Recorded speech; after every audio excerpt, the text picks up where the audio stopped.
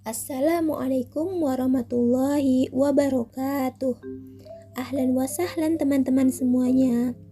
Semoga teman-teman semua dalam keadaan sehat walafiat dan selalu dalam lindungan Allah Subhanahu wa taala. Perkenalkan, nama saya Nur Aisyah. Saya dari jurusan Pendidikan Bahasa Arab. Saat ini saya semester 6. Hari ini saya akan membahas materi balaghah tentang sajak. Apakah teman-teman semua sudah tahu apa itu sajak? Jadi, sajak itu adalah as-saj'u huwa wafuqu fasilataini fil harfil akhiri, yaitu sajak adalah kesamaan huruf akhir pada dua fasilah atau susunan kalimat. Fasilah adalah kata terakhir dari suatu kalimat yang dibandingkan dengan kalimat yang lainnya. Selanjutnya, dua kalimat yang dibandingkan ini disebut qorinah. Kemudian, qorinah yang dibandingkan disebut faqrah. Berikutnya ada contoh di dalam Al-Quran, yaitu surat Al-Balad ayat 15-16 yang berbunyi yatiman za makrobah au miskinan za matrobah.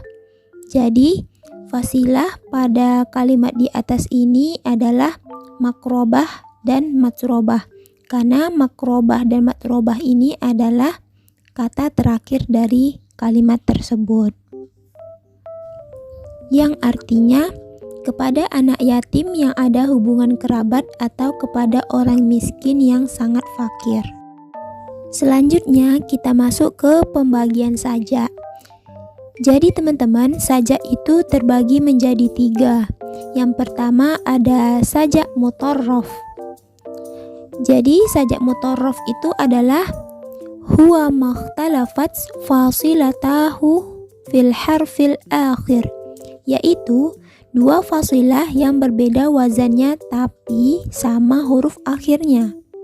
Selanjutnya kita masuk ke dalam contoh yang ada di Al-Quran yang tertera pada surat Nuh ayat 13 dan 14 yang berbunyi ma lakum la tarjunallahi waqara wa qad khalaqakum atwara. Artinya, mengapa kamu tidak percaya akan kebesaran Allah? Padahal dia sesungguhnya telah menciptakan kamu dalam beberapa tingkatan kejadian.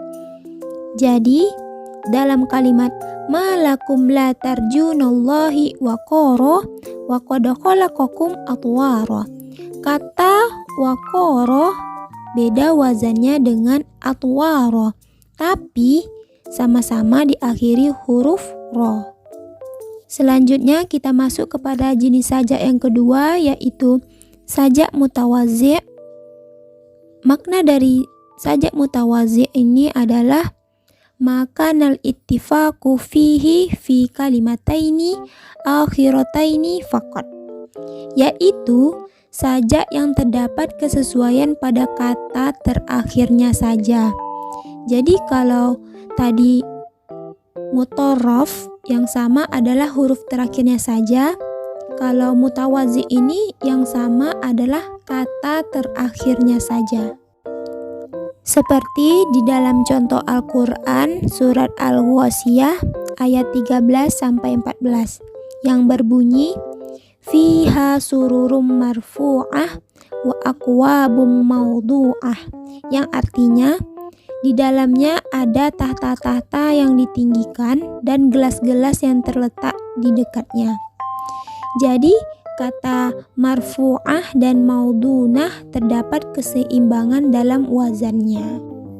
Terus ada lagi nih contoh di dalam Al-Quran dalam surat Al-Waqi'ah ayat 28-29 yang berbunyi fi sidrim makhdud wa talhim mandud, yang artinya berada di antara pohon bidara yang tak berduri dan pohon pisang yang bersusun-susun buahnya. Jadi kata makhdud dan mandud terdapat keseimbangan dalam wazannya. Kita masuk kepada sajak yang ketiga, yaitu sajak murassah.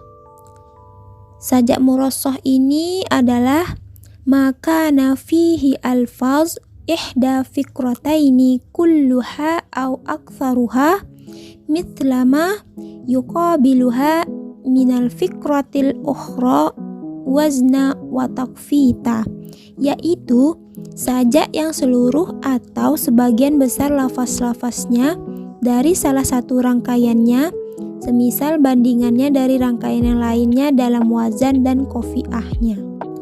Selanjutnya kita masuk ke dalam contoh.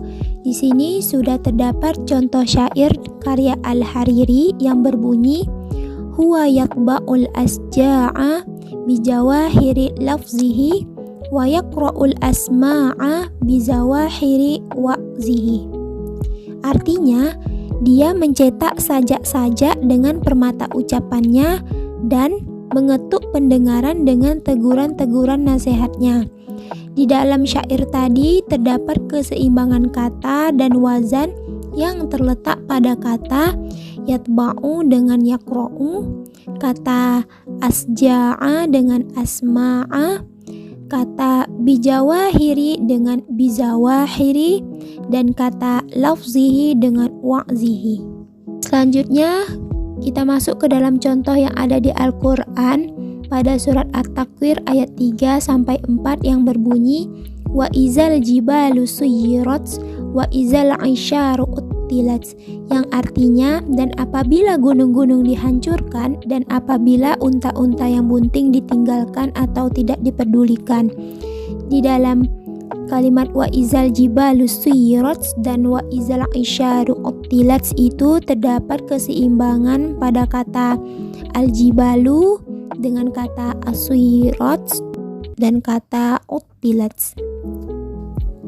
Terima kasih kepada teman-teman yang sudah menonton video saya ini.